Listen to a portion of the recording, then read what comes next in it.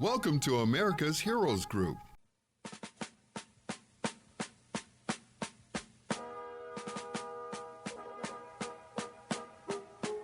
Good afternoon. Welcome to America's Heroes Group. I am Vietnam veteran host Cliff Kelly. America's Heroes Group is a live streaming podcast, global platform, radio, print, and digital media broadcast show that empowers change agents through intentionally disseminating information, resources, and referrals to empower our military population. Thank you, Governor Talk Radio. I am his co-host, Colonel Dr. Damon Arnold. Our executive producer is Glenda Smith. Our digital media producer is Ivan Ortega of Scouts Honor Productions. America's Heroes Group Roundtable with Partner Veteran Healthcare Policy Institute, VHPI. Today is Saturday, July 17th, 2021. This show is dedicated to Mr. Keith Cooper, who was tragically killed, who was a Vietnam veteran serving 2 tours. And we will talk about him a little bit further later on in the show. But he is loved by his grandchildren, let's say that. Today we're going to talk to our panelist, Jasper Craven, VHPI Interim Executive Director. The discussion today is the history about discrimination claims for veterans of color. Hello. Hi, Jasper. How are you? Good. How are you? Oh, fine. Yeah, so tell us, what is this history about? It sounds like you can give us a great lesson today. We have our pens out and our ears open so we can understand what your perception of this is. Yeah, thanks. Well, I mean, I think, many of your listeners and you yourself probably are intimately aware of the challenges for veterans of color inside both the military and the Department of Veterans Affairs. These are long-standing issues that, really date back to the country's founding. I've written on some of these issues in my capacity as a journalist, and it seemed, worthy of some discussion about them today because, as you also may know, about a week or so ago, this great new organization called the Black Veterans Project filed suit with the support of the Yale Legal Clinic to basically obtain comprehensive claims data from the Department of Veterans Affairs in hopes of understanding what specifically the inequalities are between white and black veterans when it comes to, compensation claims, things like that. Oh, wow. That's a major step forward. Yeah. So what do they hope to show, or how does that affect the balance of people actually applying for claims? And, many times many of our veterans have actually passed away, over time, just trying to make claims, and unfortunately they went unanswered. So what's your hope for that? What do you think that it will do? Yeah, no, absolutely. I mean, that's a really important point. Sort of foundational to the promise of military service has been access to benefits. And, black soldiers were brought in during the Civil War to fight at a really tough time when the Union was in some trouble. And, tens of thousands of black Americans fought in that war, helped win that war. And, while they were eligible for some benefits, almost immediately they were being denied at higher rates than their white counterparts. And, this has continued ever since. And so, of course, generations of black vets have struggled to get benefits, not gotten them at all, or, faced disability ratings that were not accurate. I mean, there's also a major problem with docs not believing black vets who claim they have PTSD. I mean, all of these are sort of wrapped up in each other. But the clear hope from this lawsuit is to basically obtain enough data, build up a damning case so that further sort of class action litigation can happen in order to hopefully, make good on some of the damage that's done to, living veterans who have struggled. Mm-hmm.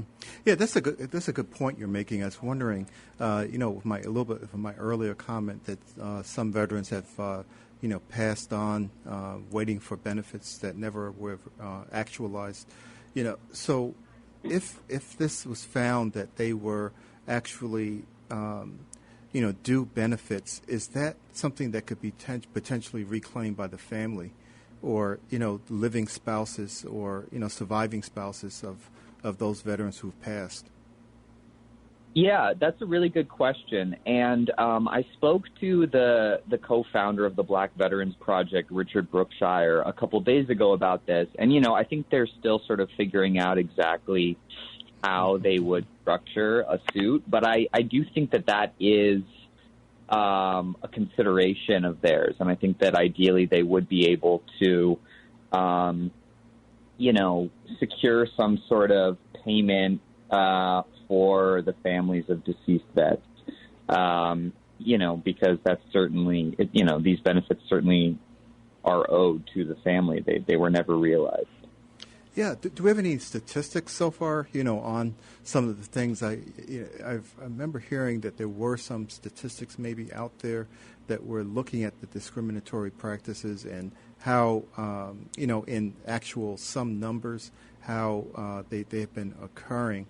I'm not sure if there's any kind of general impression of how deep this thing runs, and what are some of the parameters they're looking at. Yeah.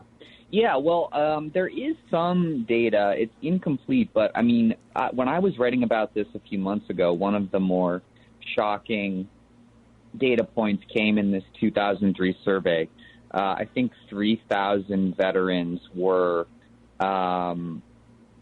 interviewed for it, and basically about 40% of Black veterans who claimed they had PTSD were given a PTSD diagnosis, compared to like nearly 60% of white veterans.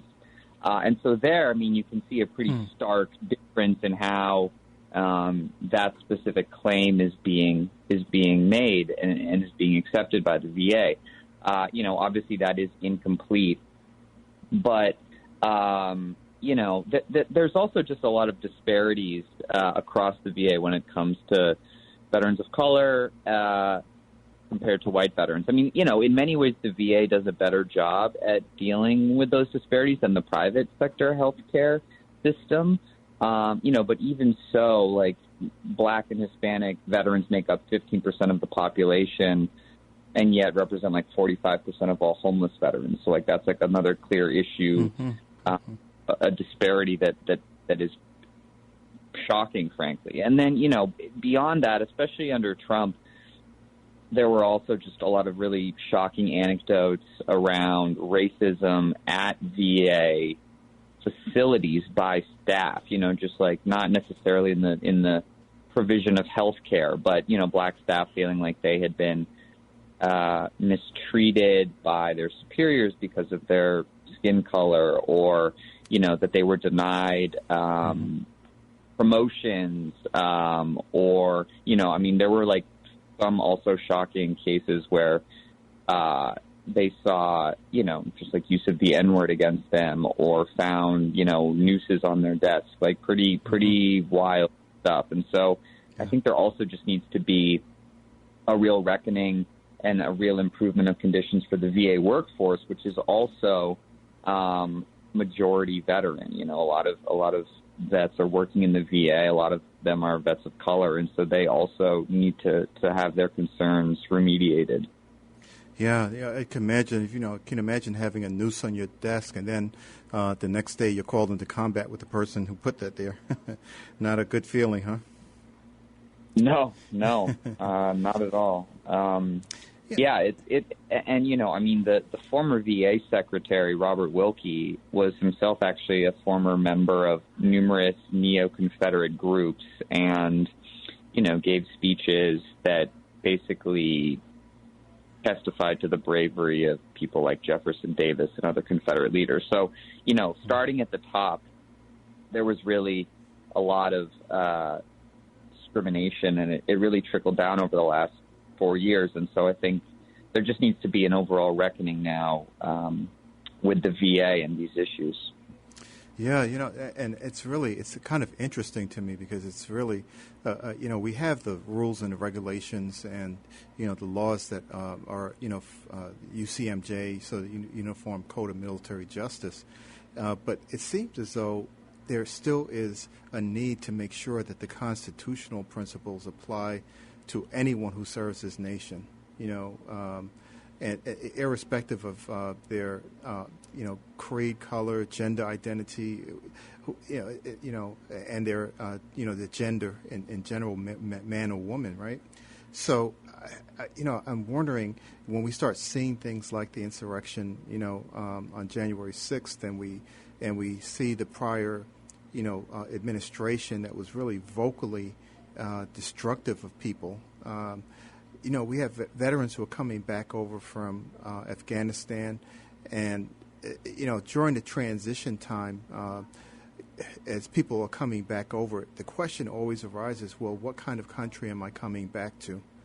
I've been defending this country, and then what does it mean to me as an individual when I get back? I know the World War II veterans had to face that.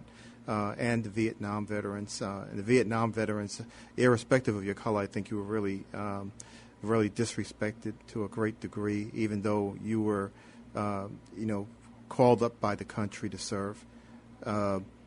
But when you get down to, the Civil War, and you get, many of the wars that we've had, the Korean War, all these wars, people had to come back to a country sometimes that they were defending the rights of, on a global scale, and to be denied those same rights that were embodied in the Constitution. So, if anything, as they're doing this with the Black Veterans Project, the constitutionality should be, I think, brought into focus as well. Are people being denied their rights? Right. Yeah. No, absolutely. I think those are all really important points. And, the military also has long, since the Civil War, again, targeted largely black and brown neighborhoods for recruitment. And, at its best, the military can really provide a path to the middle class for, Americans of all stripes and colors. And certainly, some of America's most successful leaders, served in the military, went through the GI Bill. People like Harry Belafonte, major civil rights leaders. And so, the system as it exists, or as it should exist, does provide an opportunity for real, educational and economic and health sort of empowerment and support. But if these systems are corrupted, or if they're not working as they're supposed to, if they're not sort of in line with, basic constitutional concepts and, the rules of the road, then the system becomes inherently unfair. Yeah, you started making me think of another thing, too. We have various branches of the service. So we have the Army, the Marines, the Navy, the Air Force, and the armed branches, and we have the Coast Guard. But has ever been any looking into with disability claims any differences between the branches? That's a good question. Generally it's really difficult to get granular data on claims and on the backgrounds of, VA patients. There's some good sort of zoomed out data, but I think in large part because of HIPAA and other health secrecy laws, it's hard to always understand what's going on in the VA when it comes to claims and benefits, including across the different service branches. But that is a really interesting question. And I mean, I would hope that at least somewhere inside the government they know that information, because, you know, certainly if one branch is showing many more mental or physical ailments than another, that should, you know, require some soul searching, some thinking, some change of procedures. Yeah, because one of the things that just came to mind again, I was thinking, you know, along that same line, we just had the Agent Orange issue, you know, with the where the Navy, you know, got the clearance to make sure that people were recognized as having been exposed, and so, you know, there was some kind of a differential there.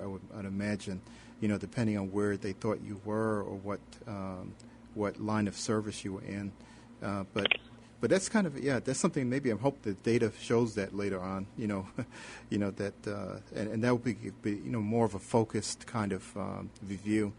And one of the things, too, that I think goes on is that there is almost like an internal suppression. I remember, you know, you would have to, if you were injured, your unit would have to write things up.